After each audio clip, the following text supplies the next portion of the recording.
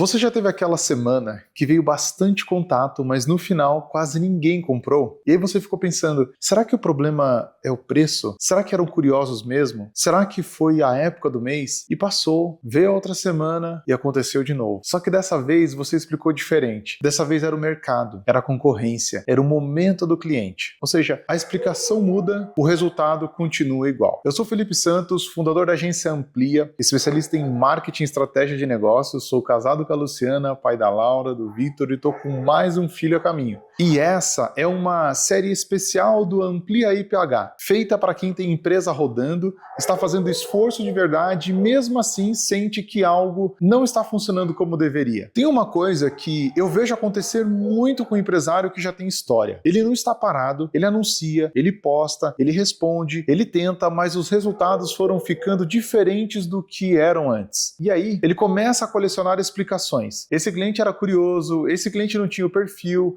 esse pediu o orçamento e sumiu. Cada caso parece isolado, parece azar. Só que quando você junta todos esses casos, começa a aparecer uma coisa que não é azar, é um padrão. O cliente está chegando diferente, ele pesquisa mais antes de falar com você, ele compara mais, ele demora mais para decidir e quando chega até você, ele até tem uma opinião formada. Antes, a empresa era o primeiro lugar onde o cliente buscava informação. Hoje, quando ele chega até você, ele já foi no Google, já ouviu o concorrente, já leu o comentário, já formou uma expectativa. Ele não chega mais em branco. E aí a empresa continua respondendo como se nada disso tivesse mudado. Continua com o mesmo discurso, o mesmo processo, a mesma abordagem de sempre e bate aquela sensação de eu estou fazendo, mas não está funcionando como deveria. E isso não é falta de esforço, é que o esforço está sendo aplicado num comportamento que já mudou. No episódio anterior, eu falei sobre o MSN, sobre como ele não acabou de uma vez, foi ficando de lado enquanto ainda funcionava. Com a relação entre empresa e cliente está acontecendo a mesma coisa. Não acabou, ainda funciona, mas o comportamento de quem compra já foi para outro lugar e a empresa ainda não foi junto. O problema não é o cliente curioso,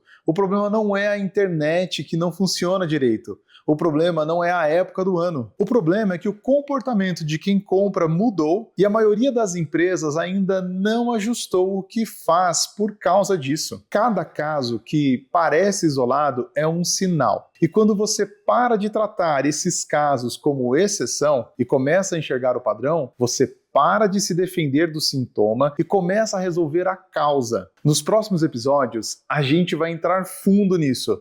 O que mudou, por que mudou, o que fazer a partir de agora. Esse foi o primeiro episódio dessa série nova. Até o próximo!